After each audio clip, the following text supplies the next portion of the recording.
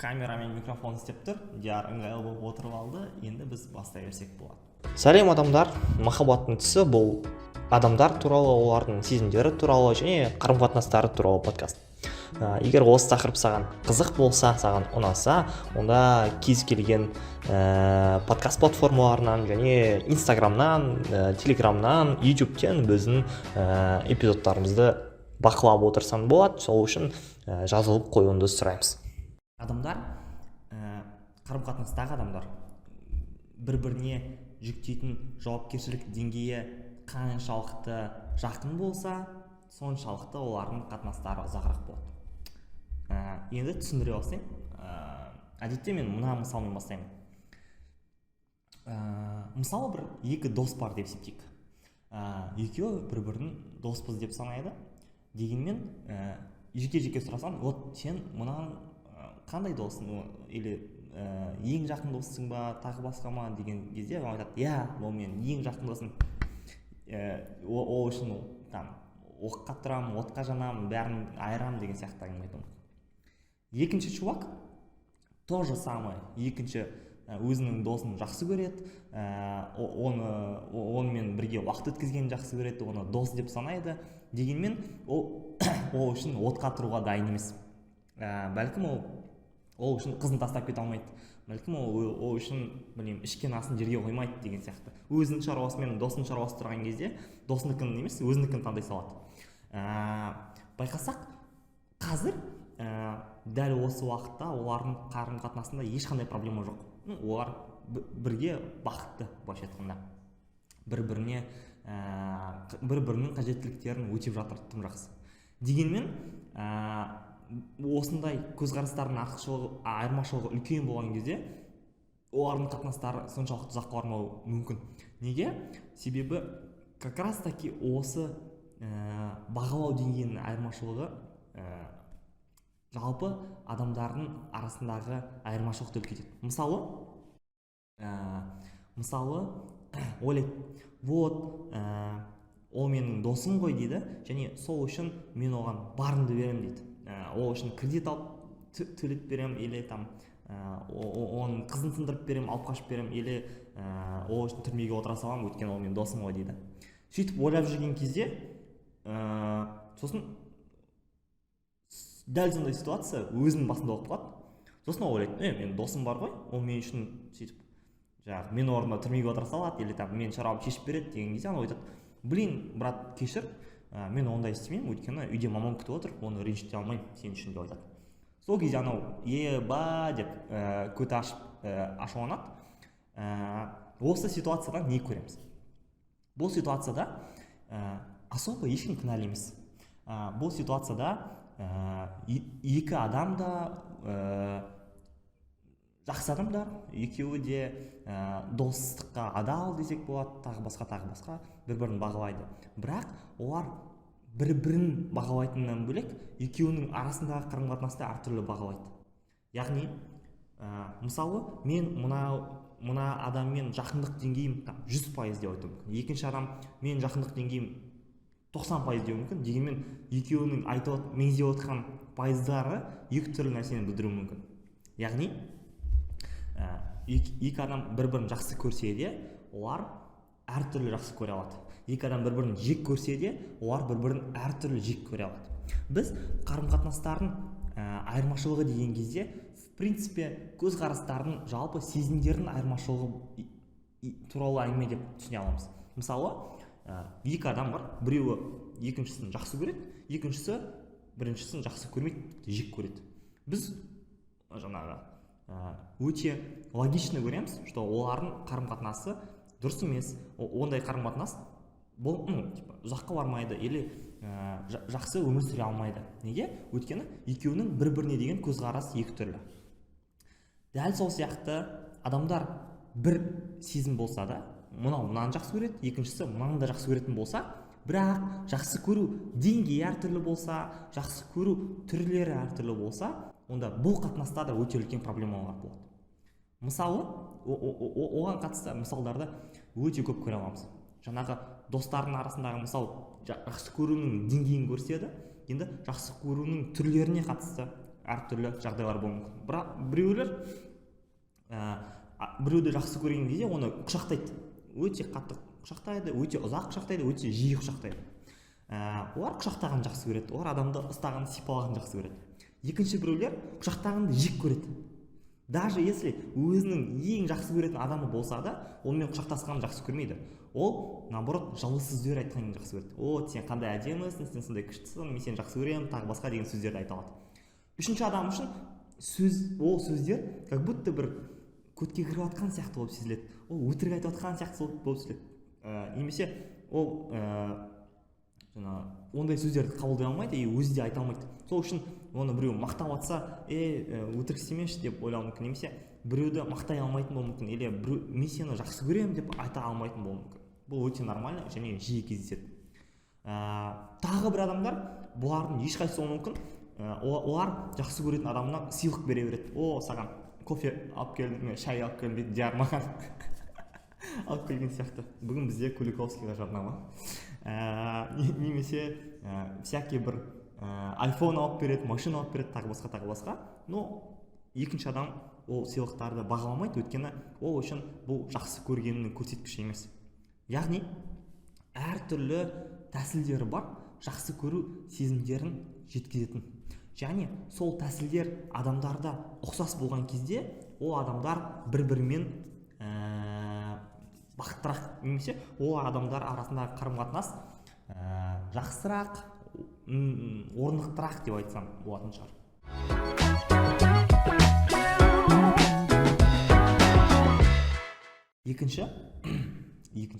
Нешінші елген есімде жоқ, бірақ жауапкершілікке байланысты келесі әңгімелерім бар. Ол адамдардың бірінші өздерінің жауапкершілігі, екінші адамның алуы керек жауапкершілігі туралы ойлары. Яғни өте үлкен стереотиптар бар. Мысалы,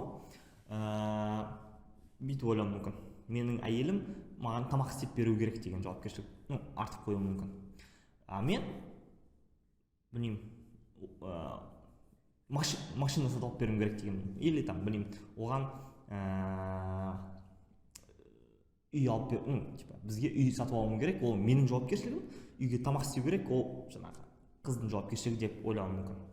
Шын мәнінде осы минуттарға жақындаған кезде біз тағы бір тезисқа келеміз. Бәлкім ол цитаталардың ең ұлыларының қатарынан болуы мүмкін, бәлкім ол нәрсемен келіспеулерің де мүмкін. Ол цитата: ешкім, в принципе, ешкімге ешқандай міндеті жоқ деген, ешкімге міндетті емес деген сөз. Кейбір адамдарда бұл сұрақ белгісімен айтылатын сөздер, шын мәнінде бәріміз әйтеуір бір міндеттерге иеміз, ешкімге міндетті емеспін деген өтірік әңгіме деген сияқты претензиялар болуы мүмкін. Дегенмен сол тезисті қолданып отқан мақсатымды түсіндірейін. Не үшін оны осы жерге қолданып жатырмын? Расында адамдар өздерінің сезімдері үшін, өздерінің бақыты үшін, даже өздерінің эмоциялар үшін, тағы басқа игіліктерінің бәрі үшін, мен ойымша, олар өздері жауапты және өздері ғана жауапты. Және неге біз басқа бір адамды өзімізге қатысты міндеттерді жүктей алмаймыз басқа бір адамға? Яғни, сен маған күн сайын гүл әкеп бер, сен маған күн сайын тамақ істеп бер деген сияқты міндеттер қоя алмаймыз.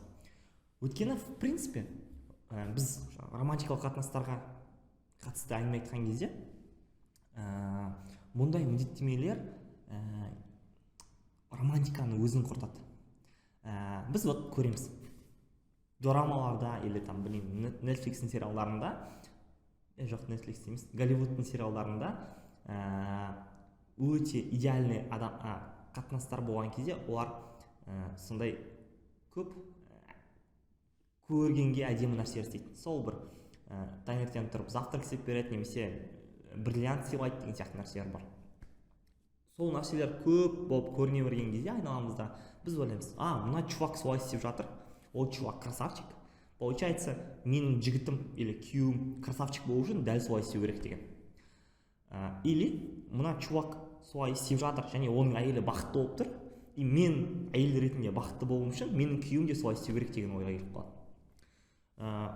Аналогичный жағдайда жігіттер де сөйтіп ойлайды, вау, мына чувак өте қатты бақытты болып тұр, өйткені оның әйелі сұмдық сұлу екен, өте фигуристі және тамақты керемет дайындайды екен, менің әйелім де сондай болу керек, чтобы мен бақытты болуым үшін басқа ешқандай вариант жоқ деп ойлап қалуы мүмкін. Расында бұның барлығы қыртыған әңгіме екенін білуіміз керек, біріншіден. Екіншіден, бұл осылай болған кезде қалай болады? Не нәрсеге алып келеді, салдары қандай болады? Представим, елестетіп көрейік, адамдар бір-бірімен келіседі. Вот, ертең біз үйленеміз, сосын сен маған күнде тамақ істеп бересің, мен саған машина алып беремін деген сияқты. И бір жылдан кейін iPhone алып беремін. Сондай бір келісімге келеді дейік. Сосын сен таңертең тұрасың да, білесің, маған завтрак істеп беріп жатыр деп. Солай біліп жүресің да, сосын тағы бір нәрсені білесің, сен бір жылдан кейін оған машина алып беруім керек деген түсінікті білесің. Сонда ойлайсың бір кезде, күшті, вроде күн сайын завтрак ішіп жатырмын, киімді жуып беріп жатыр, тағы басқа. Но дәл осындай келісіммен кез келген адамға жасауға болады. Не обязательно осындай келісім жасау үшін біреуге үйленудің ешқандай необходимости жоқ. Бұл міндетті емес, басқа кез келген жолда болады. Мысалы, просто бір адаммен келісіп алсаң болады. Ол қызың емес, ол вообще досың болуы мүмкін, или вообще көшедегі бір тәтешка болуы мүмкін. Я болмаса гостиницаға барасың да, айтасың, вот маған күн сайын завтракты қосып номер беріңіз дейсің, соның ақшасы сен уже бір жыл тұрсаң сол гостиницада, сол ақшаға машина сатып алуыңа болушы еді деген сияқты. Айтқым келіп жатқаны, бұндай келісімдерге келе беруге болады, конечно. Біз ойлай бере аламыз, әйел деген осындай болу керек қой, еркек деген осындай болу керек қой деген міндеттемелер қоя бере аламыз. Бірақ бұл міндеттемелерге сай болуға тырысып жүрген еркек или әйел, ол получается, что ол адамды жақсы көргеннен солай істеп жатқан жоқ қой.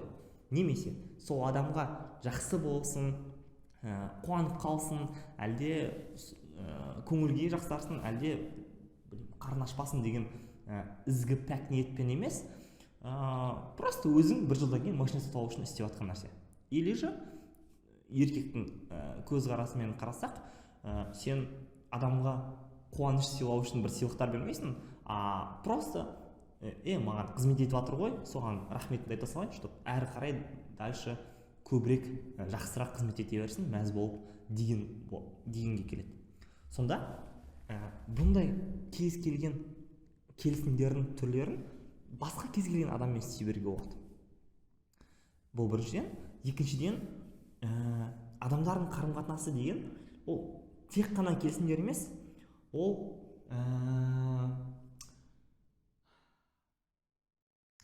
нақтырақ айтсам, ол тек қана келісімдердің өзіңе бағытталған жағын емес, басқа адамға бағытталған жағын ойлау.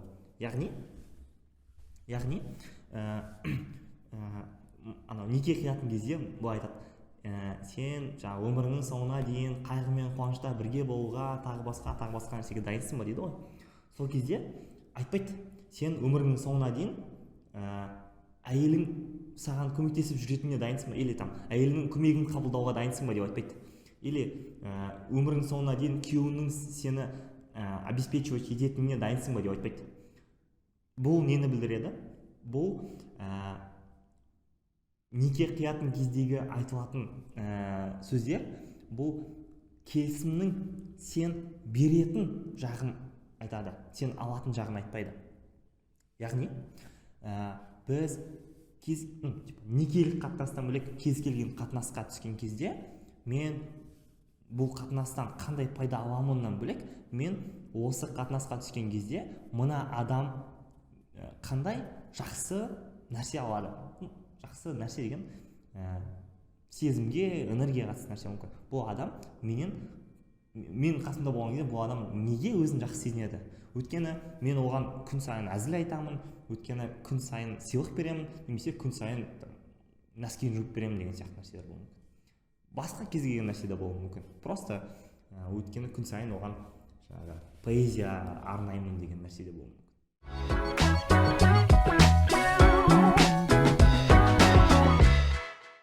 Егер бір жігітпен араларында тек қана келісім болса, сезім болмаса, онда ол жігітке күйеуге шығуға болмайды, қысқаша айтқан кезде. Жігіттерге тоже самое. Но егер біреумен араларында тек қана сезім болса, және ешқандай келісім болмаса, онда бұл қатынас тоже ұзаққа бармайды. Неге? Өйткені келісімдер как раз таки соны білдіреді, что мына адамнан не күтуге болатынын және не күтпеуге болатынын түсінуіміз керек. Бұл тағы бір қарапайым мысалдар келтіремін. Яғни біреумен бас қоса бастаған кезде сен точно білуің керек. Мына адам мені ұрмайды. Я болмаса мына адам маған тамақ істеп берген кезде оған виагра қосып жүрмейді или ұйықтататын дәрі қосып жүрмейді деген сияқты. Или мені улап өлтіріп тастамайды деген сияқты. Немесе сен точно білуің керек. Мына адаммен басқасқан кезде, маған қиын болған кезде ол әрдайым менің қасымнан табылады, точно так же мен де оның қасынан. Немесе менде бәрі жақсы болған кезде ол менімен бірге қуанады. Немесе мен бір таңдау жасаған кезде ол мені қолдайды, как минимум қарсы болмайды деген сияқты нәрселер. Немесе кез келген нәрселерді бірге талқылай аламыз деген сияқты. Яғни бұның барлығы келісімдер, және бұл келісімдерсіз тек қана сезімдермен бас қосып кетуге болмайды. Осы. Түйіндей алсақ, адамдар кез келген қарым-қатынасқа түсетін кезде сонымен қатар жауапкершілікке де тап болатын, жауапкершілікті де алу керек екенін түсіну керек. Дегенмен, ол жауапкершілік өзінің ішкі түйсігімен шығу керек. Кез келген қатынасқа түскен кезде мен мына адам үшін, өзім үшін мына нәрселерге жауаптымын дегенді түсіну керек. Бірақ оған қоса тағы бір нәрсені түсіну керек. Ол кез келген қарым-қатынасқа түскен кезде басқа адамның менің алдымдағы жауапкершілігі жоқ екенін түсінуіміз керек. Как минимум жауапкершілікке тарта алмайтынымызды түсінуіміз керек. Ол еш нәрсеге міндетті емес екенін, және ол тек өзінің алдында ғана жауапты екенін түсінуіміз керек.